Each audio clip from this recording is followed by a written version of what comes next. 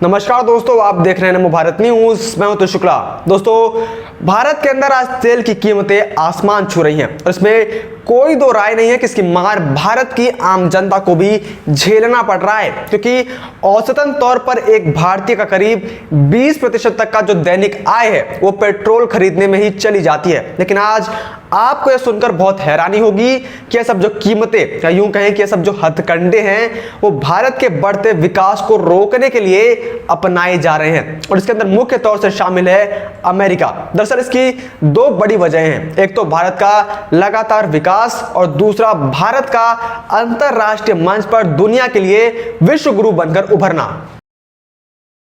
दरअसल अमेरिका शुरू से उन देशों से खौफ खाता रहा है जो तेजी से विकास कर रहे होते हैं या फिर अमेरिका को विकास के मामले में टक्कर दे रहे होते हैं। ऐसे में अमेरिका उनके विकास को रोकने में लग जाता है, जैसा उसने जापान के साथ किया था जब उसने हिरोशिमा और नागासाकी पर परमाणु हमले कर दिए थे। उसी प्रकार से अमेरिका की CIA और FBI ने तो कई सालों तक भारत को परमाणु शक्ति बनने से रोकने के लिए भी बहुत ज्यादा प्रयास किए थे, लेकिन अंत में वो विफल रहे। और अब अमेरिका भारत के इसी विकास को रोकने के लिए भारत के कच्चे तेल की आयात से इनडायरेक्टली भारत पर दबाव बना रहा है, और यह सब वो पेट्रो डॉलर के दम पर करना चाह रहा है। और अगर आपको यह पेट्रो डॉलर पता है तो आप आज कमेंट करके जरूर बताइए, और अगर आपको नहीं पता तो आप चिंता मत कीजिए, मैं आपको इसके बारे में डिटेल में बताऊंगा। लेकिन उसके लिए आप इस वीडियो को पूरा अंत तक जरूर देखें और इसे ज्यादा से ज्यादा आज शेयर भी करें।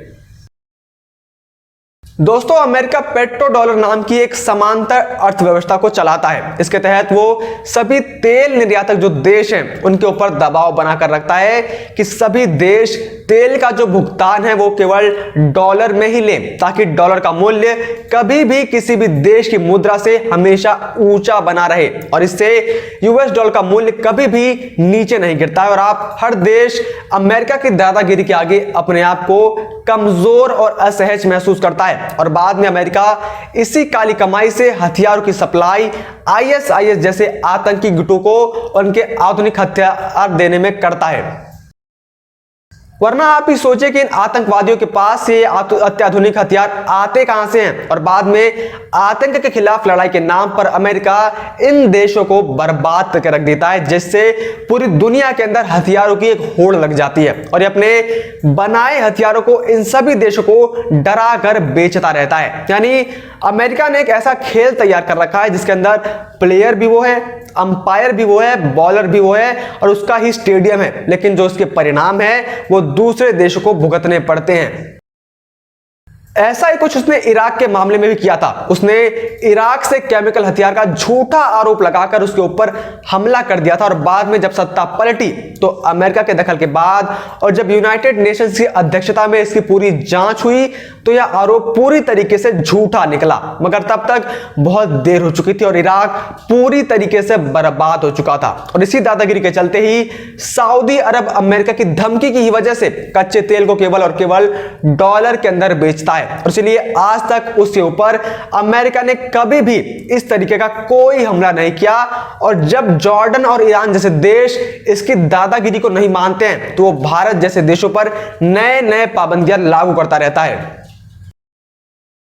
दरअसल कभी कभी तो ऐसा लगता है कि अमेरिका जो है वो तीसरे विश्व युद्ध की तैयारी के अंदर लगा हुआ है, और प्रतिक्रिया और आक्रोश में वह एक और तो पेट्रोल उत्पादन करने वाले देशों में अशांति फैलाने का काम करता है, जैसा उसने इराक के साथ किया था। उसके साथ ही अमेरिका अनेकों देशों के अंदर आतंकवादियों को जीवन प्रदान करने, सत्ता के विरुद्ध जन आक्रोश भड़काने में लगा हुआ है, जैसा उसने इन दिनों अफगानिस्तान के अंदर कर रखा है। सबसे पहले तो अमेरिका ने इन देशों में प्रत्यक्ष आक्रमण कर रहा था, लेकिन जब उसका यहां से काम हो गया तो वो अपना बोरिया बिस्तर बांधकर यहां से पीछे हट गया, और उसके इस हरकत की वजह से भारत का करीब 2200 करोड़ रुपए का निवेश खतरे में आ चुका है, जो भारत ने अमेरिका के कहने पर ही अफगानिस्तान के अंदर लगाया था। लेकिन अमेरिका के पीछे हट जाने से तालिबान अब वहां पर अपना सर उठा रहा है, और अब यह सब भारत के प्रति अमेरिका की ही अप्रत्यक्ष लड़ाई का ही एक हिस्सा है।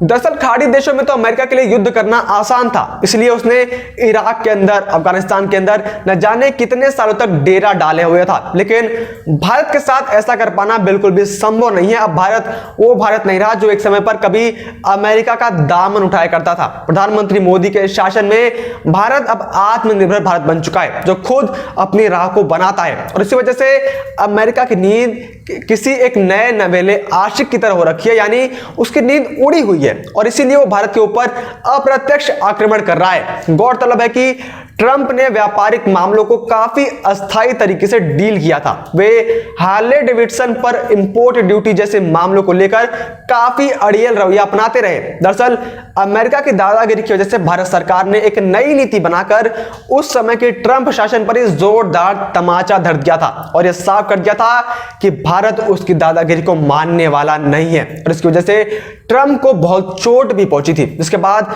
अमेरिका के पूर्व राष्ट्रपति डोनाल्ड ट्रंप अमेरिकी प्रोडक्ट्स पर भारत की ओर से लगाए गए बड़े बड़े शुल्क की आलोचना कर रहे थे। और ट्रंप ने उस समय कहा था कि भारत ने अमेरिका के उत्पादों और प्रसिद्ध हार्ले डेविडसन मोटरसाइकिल पर काफी भारी मात्रा में शुल्क लगा रखा है, जिससे उन्हें जबरदस्त नुकसान हो रहा है और यह नुकसान हम बहुत लंबे समय से झेल रहे हैं। ट्रंप ने उस समय यह कहा था कि ऊंचे शुल्कों की वजह से अमेरिका को भारत, चीन और जापान जैसे देशों से अरबों डॉलर का नुकसान हो रहा है। लेकिन वास्तविकता तो यह है कि कोई इस बात से इनकार नहीं कर सकता कि अमेरिका जो है वो बाकी देशों को नुकसान पहुंचा रहा है केवल अपने फायदे के लिए। अमेरिकी राष्ट्रपति बार बार भारत को शुल्कों का राजा कहते रहते हैं, लेकिन उसकी वजह अमेरिका की नीति रही है, जो वो भारत पर जबरदस्ती थोपना चाह रहा है और भारत को अपना गुलाम बनाना चाह रहा है। और उसी में एक शामिल था H1 वीजा का मामला। दरअसल तत्कालीन राष्ट्रपति डोनाल्ड ट्रंप ने अमेरिका फर्स्ट की अपनी संरक्षणवादी नीतियों की वजह से H1 वीजा में लगातार कटौती की थी। इसका सबसे ज्यादा भारतीय प्रोफेशनल्स को नुकसान हुआ था। इसके बाद भारत ने इसका कड़ा विरोध करते हुए अमेरिका के बिजनेस पर ही हमला बोल दिया था, क्योंकि अमेरिका उन कुछ देशों में से है जिनके साथ भारत का व्यापार घाटे का नहीं बल्कि अधिशेष यानी कि ट्रेड सरप्लस है। इसका मतलब यह है कि अमेरिका से भारत में सामान के आयात के मुकाबले भारत वहां पर निर्यात ज्यादा करता है। जिसके बाद